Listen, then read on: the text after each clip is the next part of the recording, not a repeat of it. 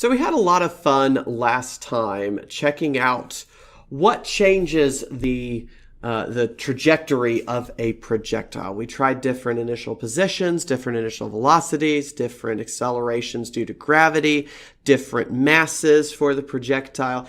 But it can be kind of difficult to keep track of all those differences, right? It can be really challenging to remember, for one, what the animation looks like when it's on a blank screen like this, but also even remembering what those numbers are, having to scribble them down. And so what I want to do today is show you how we can automate that process to examine systematically what different trajectories look like based on different inputs. The beautiful thing is we don't have to really change anything about the code as it is. We just need to add to it because our animation routine is fine. Our setup is all fine. What we need to do is develop a way to repeat the animation process while making slight alterations to one of the inputs. And the answer for that is another loop. Anytime you want the program to repeat something, you need to add a loop. So let's think about what we want to have repeat. Well, I want to be able to start the thing over again, right? So I need to be able to create a new ball each time. So I think I need to start the loop here. So we're going to start a loop to change. What should we change first? Why don't we change the gravitational field first? Okay, so what I'm going to do is take all of this information and I'm going to tab it over. Remember, the way we tell Python that something is in a loop is by indenting it. So by indenting this entire chunk here, I'm telling Python this is going to go inside the loop, which I'm about to set up in the line above. You might notice that that means I end up with some lines that are double indented. That's fine because I have a loop inside of a loop. It's going to repeat this while loop down here multiple times, and then it's going to reset the large loop and repeat the while loop multiple times again. So let's make a loop to change gravity.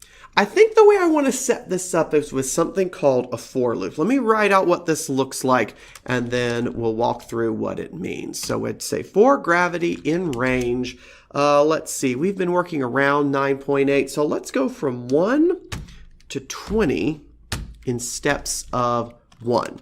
And then what I need to do here is go down and comment out this gravity line because I don't want to be overriding the value that I used for gravity there. So for loop works very much like a while loop, and that it's going to repeat the loop a certain number of times. The difference is that I'm telling Python ahead of time how many times to repeat the loop, right? I don't really know how many times it's going to repeat the loop down here because it's looking for this condition to be met.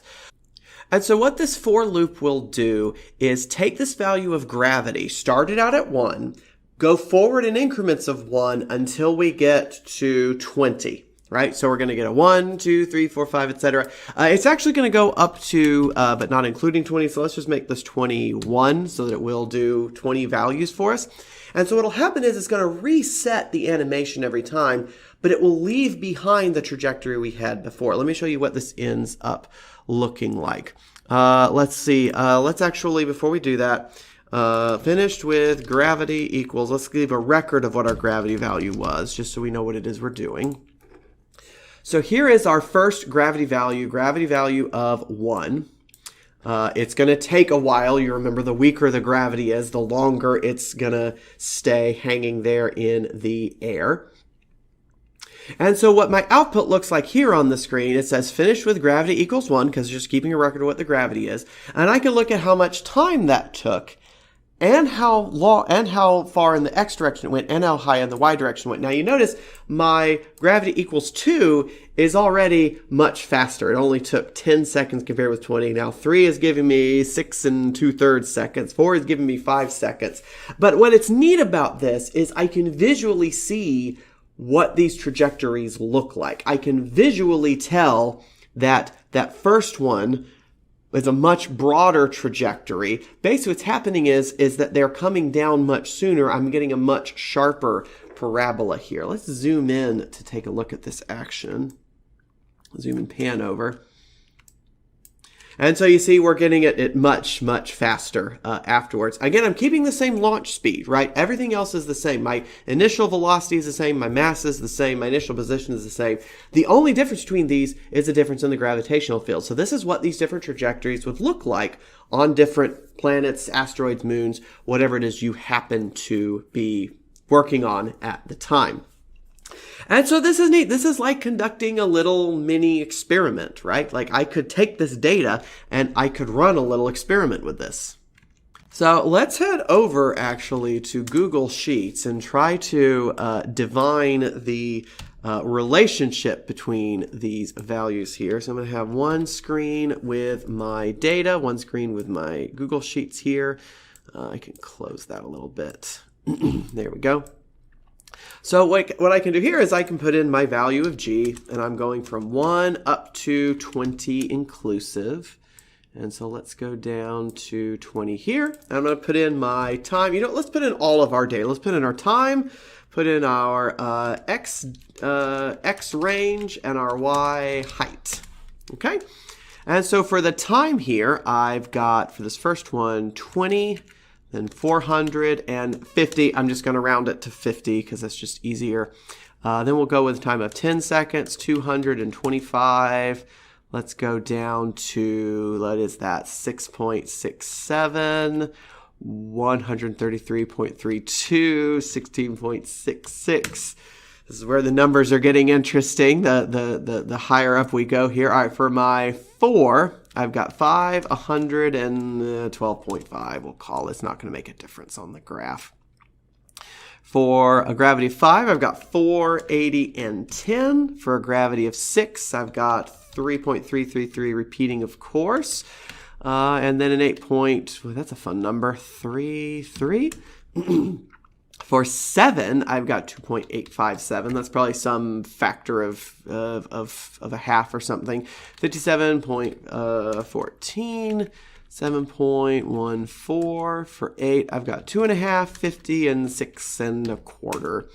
For 9, I've got 2.22, 44.44, and, oh, that's a fun number, 5 and just over a half. For 10, I have 2 seconds, 40 and 5. Then I've got 1.8, 36.36, 4.54. For 12, I've got 1.66. I've got a 33.32. Then I've got a 4.16. All right, with 13 gravity, so this we are now greater than the gravity much greater than the gravity on Earth. We surpassed that when we got to 10. 3.84, then I wrote 1.428, 28.56. If you're wondering if there's a way I could do this more efficiently, yes, I could have Python record all of this information and then export it in a way that I could just copy and paste it into Google Sheets, but I will let you discover how to do that for the sake of your own efficiency. Because I find that's better. That's the type of thing when you're making improvements to a code, that's the type of thing that's better for students to kind of figure out how to do on their own.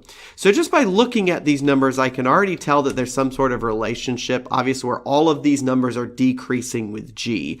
But what I'm interested in by putting these into a spreadsheet is figuring out what that relationship is. Is it linear? Is it a power law? Is it an exponential? What sort of relationship is there? 1, 20, and 2.5. Okay. So what I can do now, I can go into a graphing environment here, and I can start to make a graph of each of these things. So let's make a graph of insert chart. Okay, so my time versus G, I've definitely got what looks like, it's definitely an inverse relationship, right? It's got to level out at 0 there. It looks like some sort of power law, probably. Let's try out X range versus G. So we'll go insert chart. Oh, that's interesting. Why did I end up with a little flub there? What happened to my... Oh, I had y'all let me misplace a decimal there. You're probably screaming at me through the computer. Hey, there we go.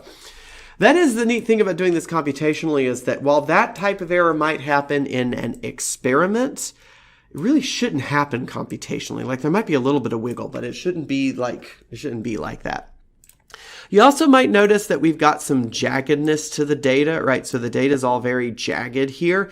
That's because I'm going in steps of 1. If I wanted to make this graph smoother, I could go in steps of 0.1, right? So instead of having this go in steps of 1, I can make the steps of, say, 0.2. And then when I run it, it's going to change g by a less amount each time. And so we're going to end up with many more trajectories, many more data points down here. I'll let you try that out at home. So how would I figure out what kind of relationship these have? Well, I could go on here on Google Sheets, and I could go into Customize, go into Series, and then I can, okay, got it. Then I can add a trend line. Well, that's not a very good trend line because it's obviously not a linear relationship. So let's try the option I want to select here is Power Series. I'm not sure why they're calling it a series because it's only one item, but we'll just let Google Sheets do its thing there. If you display the equation on chart, you can get an idea of what the power is there. And if you show the r squared value, okay, r squared of 1, good, we should be getting a very good fit there. So what this tells me is that for the time, it's telling me that time is equal to 20 divided by g, because this is the g to the -1 power, so it's being divided by a factor of g there. So my next question is, what is this 20? Right? Where did that number come from? What in the code do I have set up that's somehow generating this as a 20? So we might go back and check that out. What about the X range? That's going to also look like a power series. So let's click on the data here. We'll go into a trend line. I would like that to be a power series. And let's give it the equation for the label. All right, this is also inversely proportional. So this is also just dividing by g. So here I've got a 400 divided by g. And the question I want to ask is, what is this 400? However, what I notice, if I compare those two numbers, I do notice that 400 is 20 squared. Isn't that interesting? Anytime you're comparing numbers like this, always think in terms of a power, right? You never want to think in terms of, oh, well, it's twice the amount. Well, where did the 2 come from? It's really more interesting to think in terms of a power, like this 400 happens to be a 20 squared. All right, what about the y height? I'm guessing we're going to have a g on the denominator. Just my guess there. Just my guess. Let's go with a trend line. Then go to use equation, show the r squared value, sure. Oh, yeah. I don't want it linear. I want a power series. Okay, and so this one ends up being a 50.1. We'll just call it a 50. The 0.1 might be significant, but I doubt it.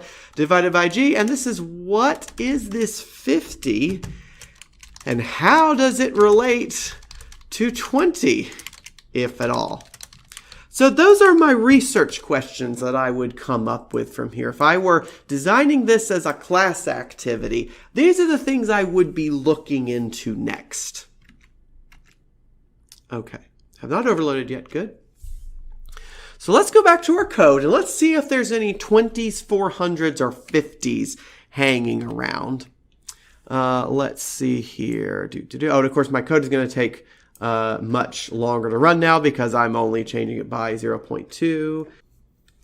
Lo and behold, I do notice that there is a 20 sitting right here in the ball dot velocity. And so my next question would be, if I change that 20 to say a 30, can I end up with a 30 in my data fits here instead of a 20? Something for you to look into with this activity. I could also try changing ball.pause, but we saw last time that that's just going to switch it around a little bit, but that's really the only thing that I have access to be able to change. I do have this 10 over here, and I'm wondering if there's a way I can turn 20 and 10 into a 50. What if I do Pythagorean theorem on that with a 20 squared plus 10 squared under a square root? Nope, that sure does not become a 50. That becomes a 22. So I still don't have an idea of where the 50 is coming from. The other thing I'm technically controlling is the launch angle. So I might also start looking into sine, cosine, and tangent of the launch angle to try to figure out how that's factoring into all of this stuff. So yeah, this is how, if I were doing this in a class, I would start to turn this into a little experiment. The other thing I can do, instead of changing the gravity here, I could change the initial launch vector, right? So I could change the x component, I could change the y component, I could keep the magnitude the same and change the angle. That's the type of fun thing you can do with a little computational experiment like this.